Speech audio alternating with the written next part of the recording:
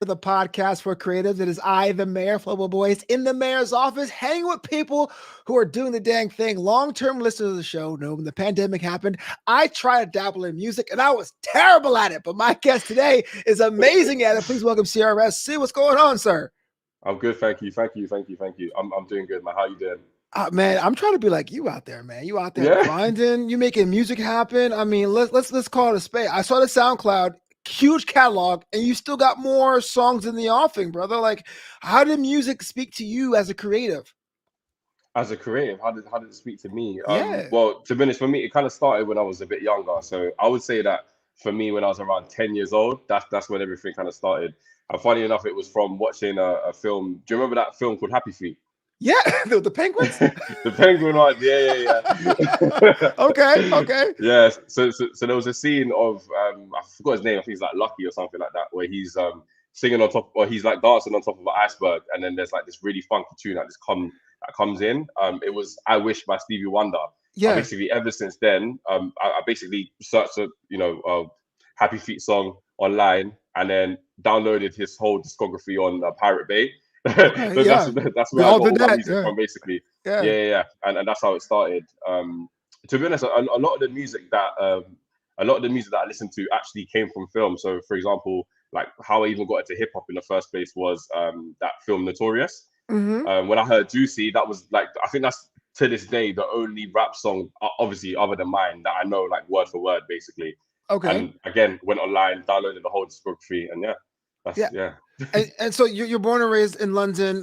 Family yeah. from London too? Are you first generation, second generation? Are you For your parents? first generation is like when your parents come over and you're the Yeah, if first your person parents to leave on are the country, immigrants, right? yeah, yeah. Yeah. So I'm first generation. So my mom's originally from Thailand, and then my dad is originally from Sierra Leone. Oh So wow. so yeah, So what kind yeah. of food you have in the house? Like, is it both? It's just no. Well, to be fair, I don't live with my pops, but I live with my mom, so it's mainly Thai food Okay. in the crib. Yeah. No, I respect that, man. Yeah. Because it's interesting because my parents are first generation. They're both from Barbados, right? Nice. Yeah. And for them, when you leave that island, it's like you go to the U.S. to make money, but you go to England for culture. It's like, oh, he Yeah. went to England. Okay, you know, smart brother. Yeah. I want to go into how I came across your music first.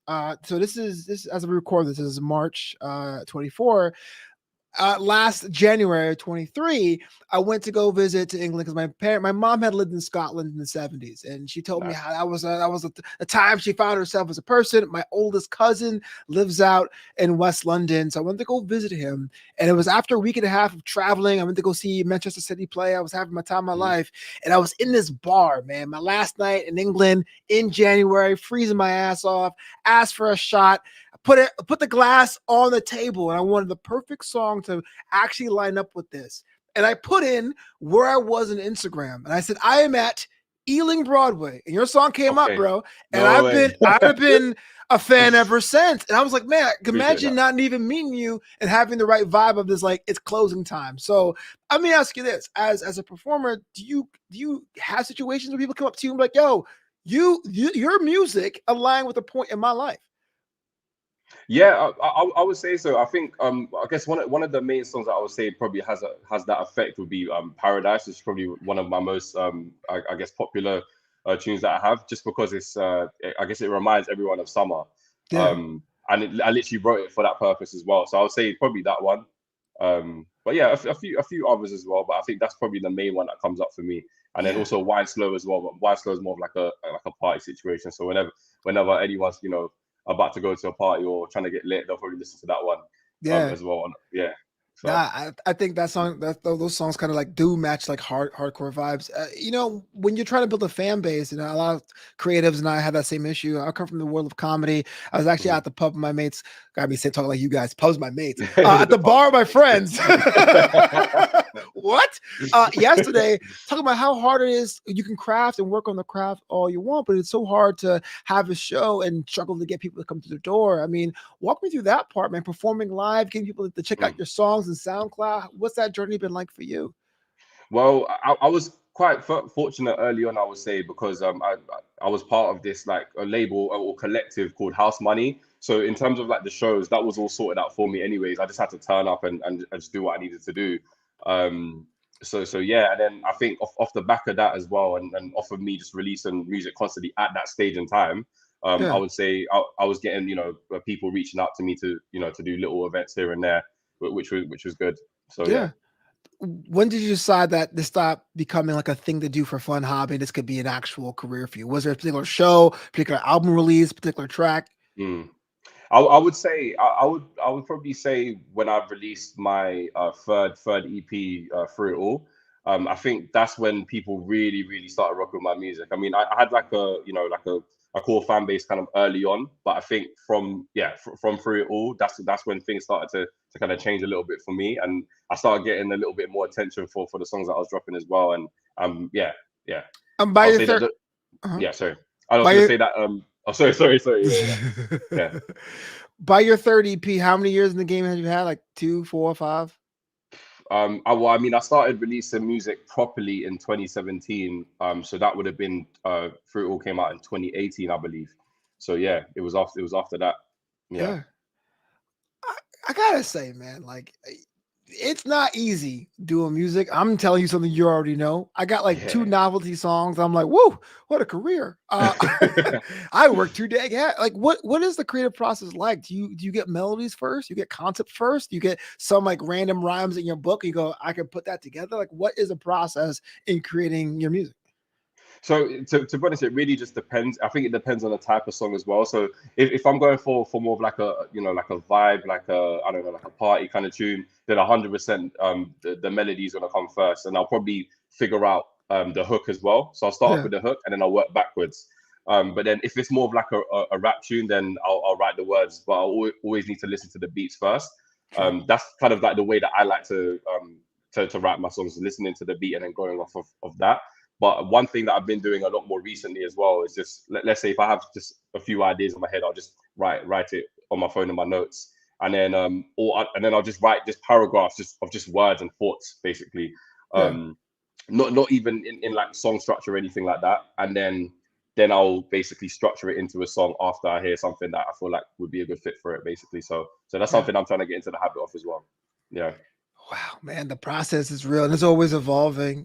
First Mhm. generation, man, like I can imagine the time I told my mom and dad I want to do comedy. It was an Yeah. odd conversation to have. Did you have something similar? We're like, I'm gonna do music. It's um like, okay, but fall yeah, back yeah. on. Exactly.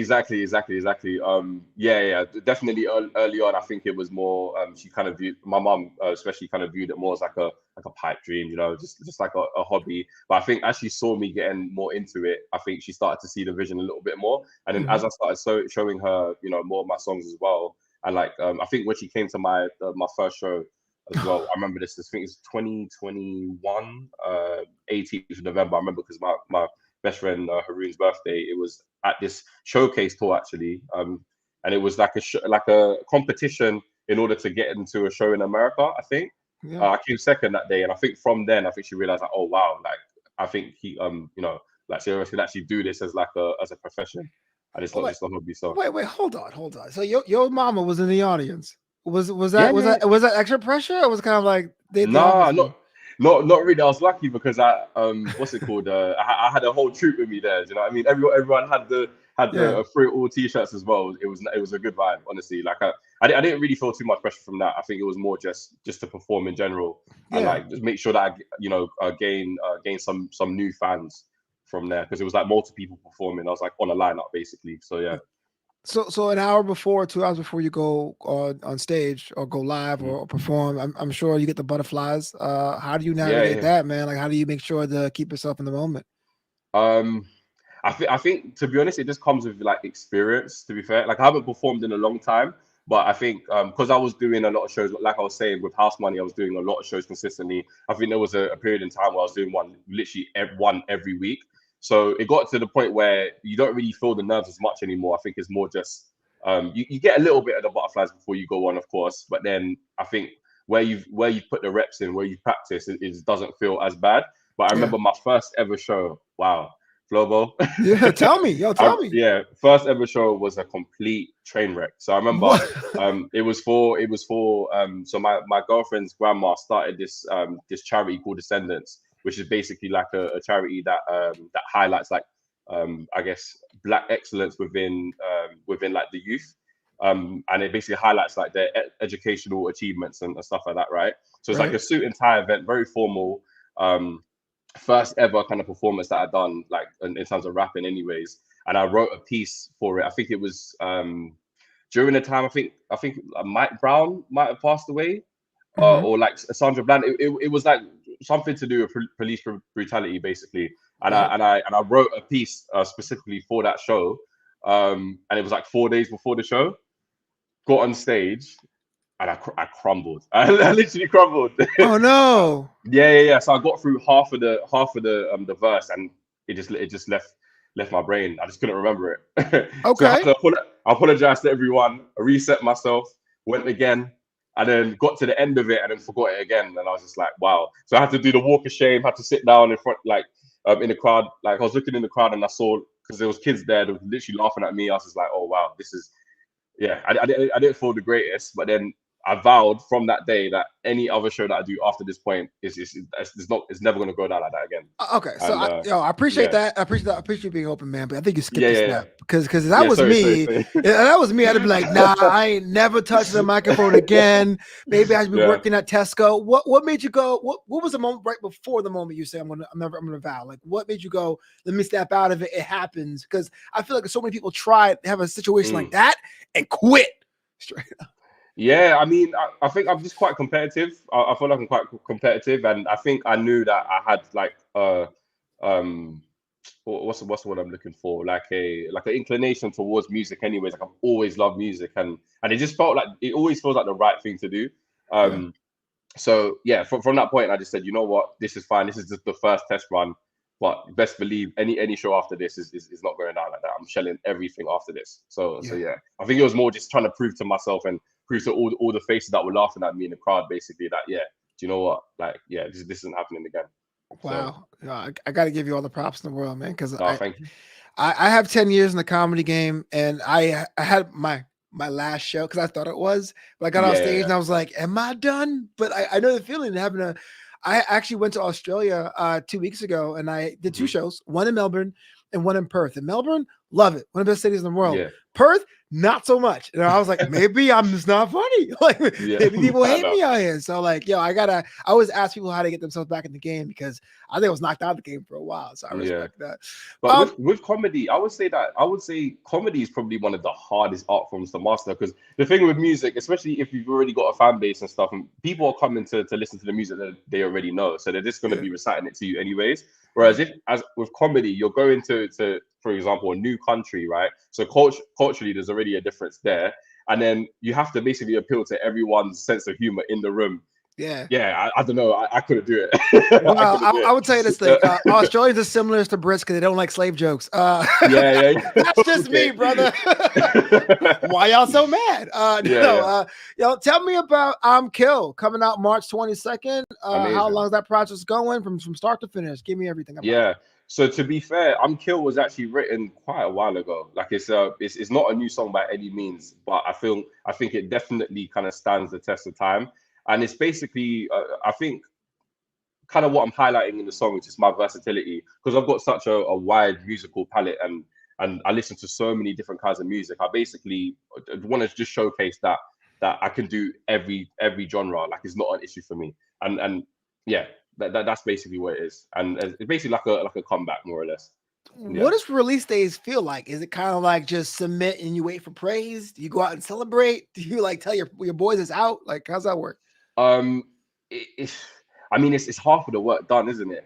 Really, Yeah. because so much has been put in, ahead of time, right? So like doing the artwork, doing the cover, writing the song, making sure that it's up on the distribution sites, ready to go, having I guess promotional pieces to release. To be honest, I'm a little bit behind on that as well, and that's what I'm currently doing at the moment. So Yeah. it's all a learning curve at the moment. But I think I feel quite strongly about the song. I feel like I know it's going to do well, and even if it doesn't, I've got so many other bangers coming afterwards. So I think it's more just like a reintroduction to me, my music, and yeah, I haven't dropped anything in a long time, Flobo. It's Yeah. been a hot minute. Life gets in the way. I guess you kind of fall fall out of love with certain things as well. But I think I'm in a much like better headspace now, and I've got a lot more help as well, which is good. I think before I was doing a lot of stuff kind of like independently, but now I've got like I would say like a small team around me. Like my girlfriend helps me out with so much stuff. Saf, my boy Haroon helps me. Is basically managing me now as well, and it just helps to have like I guess multiple minds that kind of think alike, that have the kind of similar vision, just Yeah. working towards the same goal, and it just streamlines everything, makes everything a lot more efficient. So yeah, I think it's yeah, this time around it's just going to be a lot different. Yeah. I gotta ask that about that, man, because Mm. the having a network and having a team is always great. Some people don't have that fortunate situation. You Yeah. said that you had to take a step back and learn how to fall in love with it again. Can I ask what happened? Was it just burnt out? Was this like just being tired, paying bills? What happened? Yeah. Yeah, so it's a mixture of all of those things. Yeah, burnt out, having to pay bills, but also I think just getting a little bit complacent and feeling a little bit jaded as well. I think at the time, especially when I was younger, obviously looking back, I know I was completely wrong, but I just felt like I should have been, like way further than I actually was.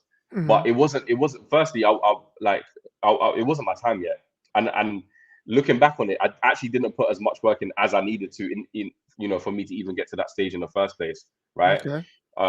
So I think kind of getting rid of that entitlement, I think definitely helped, because I feel like a lot of artists, we feel that. We feel like, oh, this song's amazing. Like, why is it not blown up? But Yeah. it hasn't blown up because you haven't done everything you need to in order for it to blow up. You haven't, promoted it the right way. You haven't, maybe the song isn't just isn't that great. Do you know what I mean? Like these are things that we have to come to terms with. And I think I've kind of just like removed that mindset completely, and now I'm just taking it song by song, project by project, and just slowly building it up again. I think, yeah, just having fun with it as well. I think for a long time it kind of felt like a job for a little while, like something that I had to do, something that I had to maintain, instead of like something that I actually wanted to keep up. But I think taking that break made me realize that, you know what, no, music is actually my love, is actually my passion, is actually what I see myself doing long term. So yeah. Can I ask you why do you think that is? Of course, every person is different. Like, why do Mhm. we? Again, I come from a perspective of not having anyone in my family who entertains. Right? Why do Mhm. we do something we know we're good at or know we love, and then we instantly make it a job? Is it because of the work ethic that's instilled by us? Is it because it's a pressure to be successful quickly? I mean, I'm one man's opinion.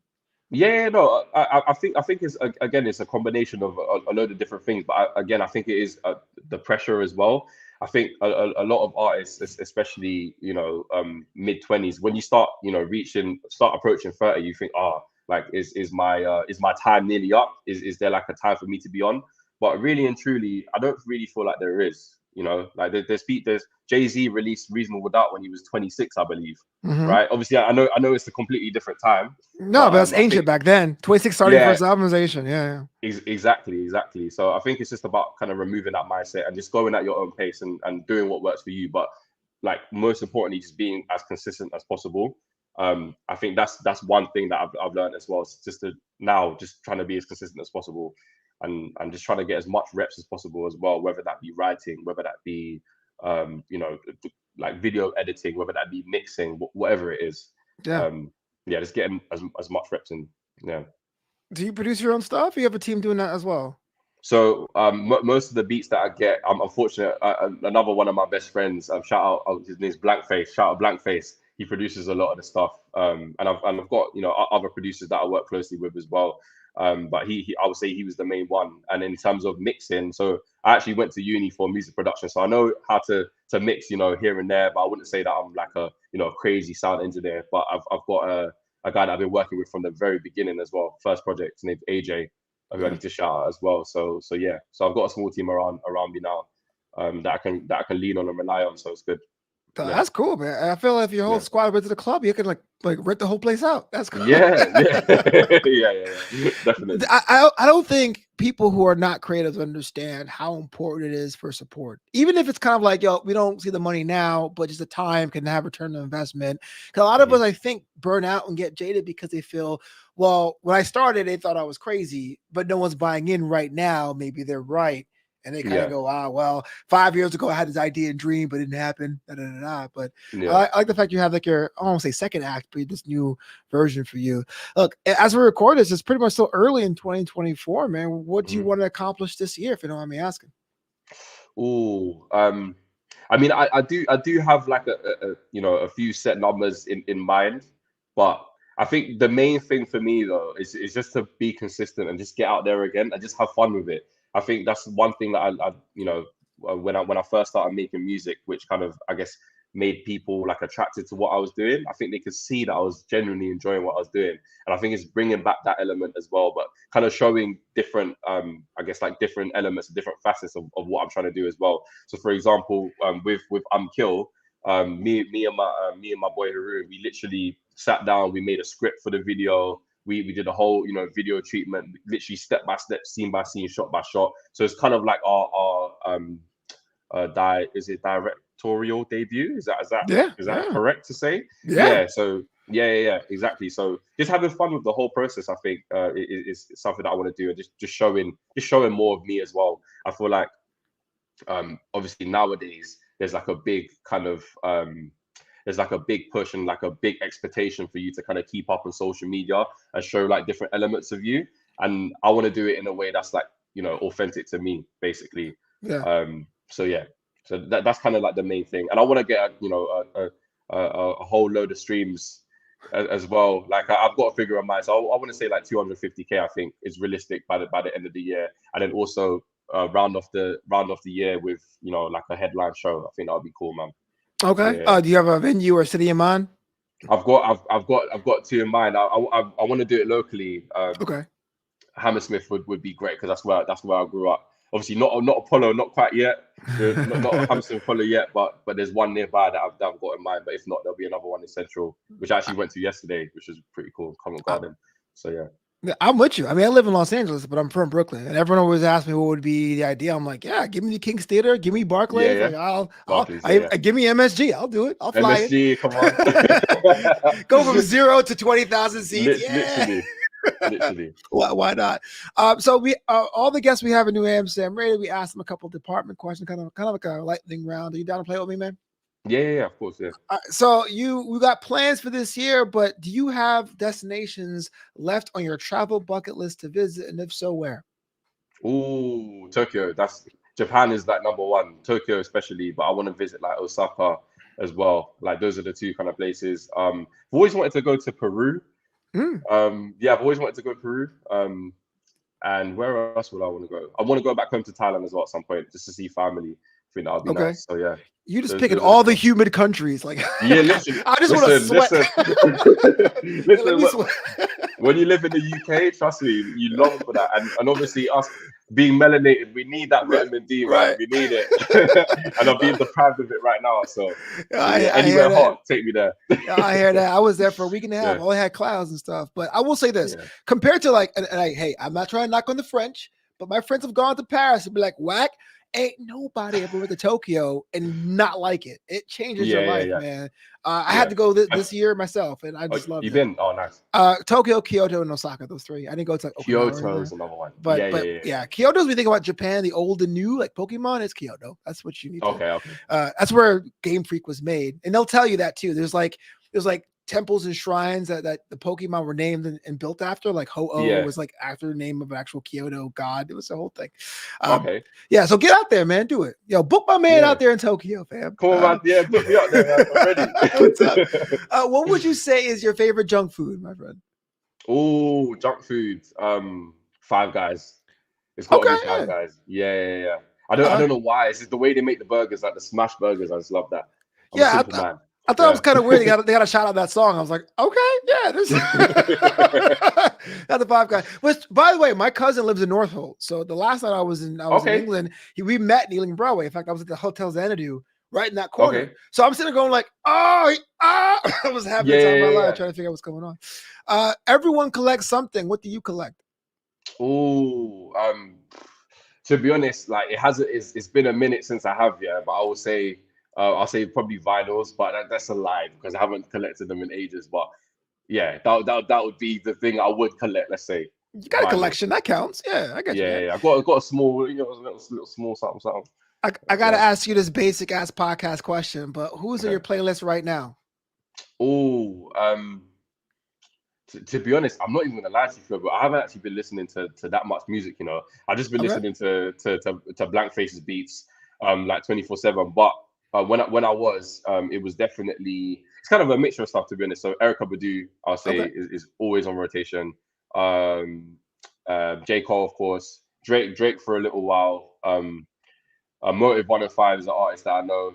One of my boys is cold. And did I say Brent Fayers? Did I say Brent Fayers? You Yeah. did now? Yeah. Okay, yeah, Brent Fires is another one. Nux. Yeah, it's quite a few people, but it's very interchangeable. It changes from time to time.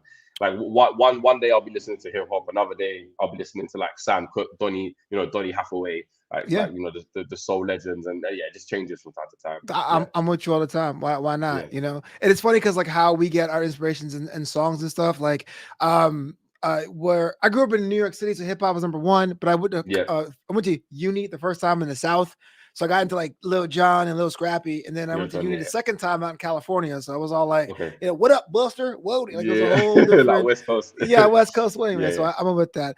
What's been one of the greatest things a fan has ever given you? What, giving me like physically? It could be physically, words of encouragement, a fan art, like whatever, something that a fan has done for you. You makes you go, dang, thanks. I think to be honest, I mean, I don't think I've reached a level where I've gotten stuff physically yet, but I think it's just the compliments, like the compliments I do get after shows. Just saying that, listen, like on stage, like we could tell that you're going to be a star, like stuff like that. It makes me feel good, because obviously it makes me feel like I'm on the right track. And it happens, and it's not like a one-time thing either. It's happened consistently at shows, so I know that it's not people just blowing smoke up my.